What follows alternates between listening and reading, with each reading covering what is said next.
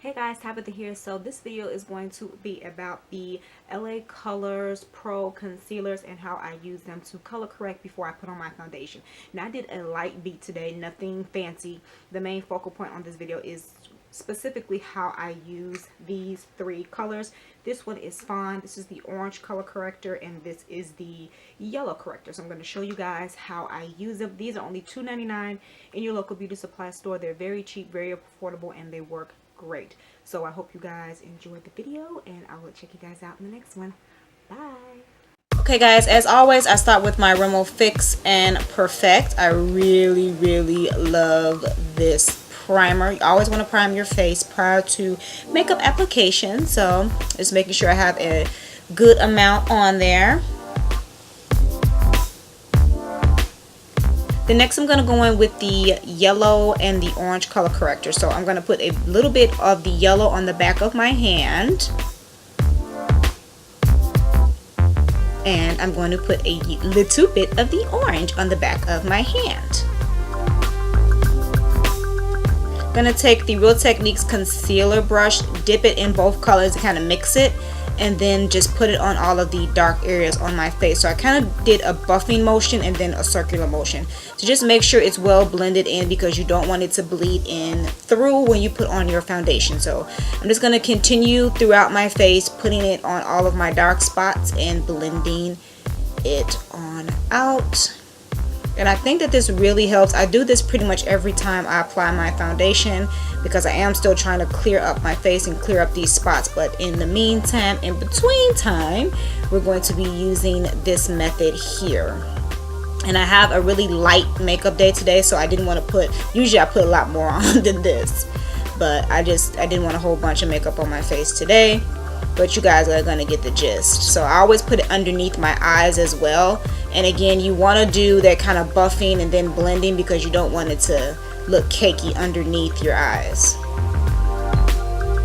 But I really like it. I feel like it covers up my dark spots. You can kind of see the other eye is kind of still dark. And this really helps. And you don't have to mix it, but I found that mixing it seems to give me a better coverage, and it doesn't bleed through my foundation as much when I mix the colors together.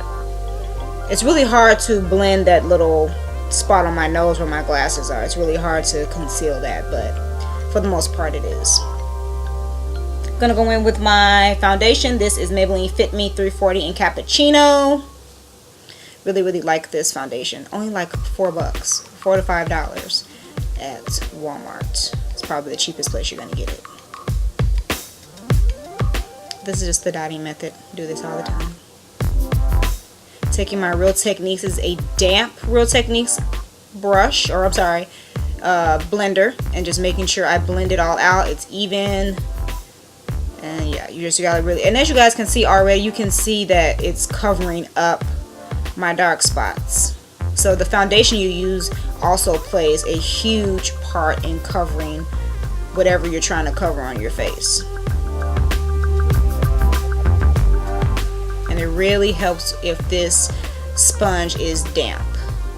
I'm just going to keep going all over, make sure that it's even.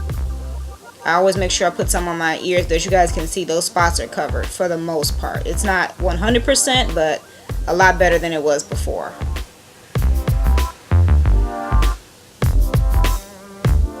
There you have it. And next I'm going to go in with the color Fawn, and I'm going in for a very light highlight. So just put it all the normal places you highlight. It's time for me to get a new one. As you guys can see, I'm barely getting anything out of the tube. But again, I didn't want to highlight, just a little bit of highlight. Because again, I would normally do way more than this.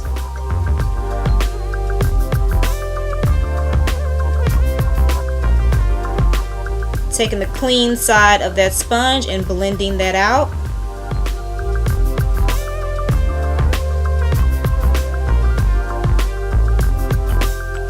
You really got to blend this out well so it doesn't come off looking cakey, and you know, because I did end up with a couple cakey spots there, but all you have to do is just blend it out and you're good to go.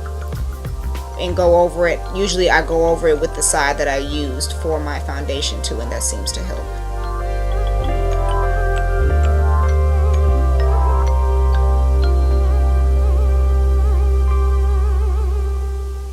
always look up so I don't make that weird makeup face. So just look up and you can get in the crooks and crevices of your eye. Time to set it using the Wet n Wild pedestal, just a white powder, but I press this into the skin. This powder does not have any flashback, you guys. I take pictures with flash all the time with this, but it's really important to set your concealer. Set and forget. And here is your base there. Ow, but you guys can see it covered up quite nicely. And on days like this, I always use the Wet n Wild Mega Wear. I got this from the Dollar Tree, and I just used one coat because, like I said, I wanted a nice light beat today. I didn't want to do wasn't in the mood for any like dramatic type of makeup. So just one coat on each eye is going to do it today.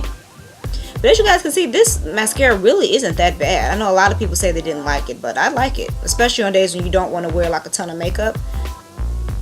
It's good for that. This is the oldie but goodie. This is the Milani blush and bronzer. So I'm going to use the bronzer, just kind of give myself a light bronze all over my forehead, contour a little bit on my cheeks. Nothing spectacular. And whatever is left on the brush, I'm going to put on my nose.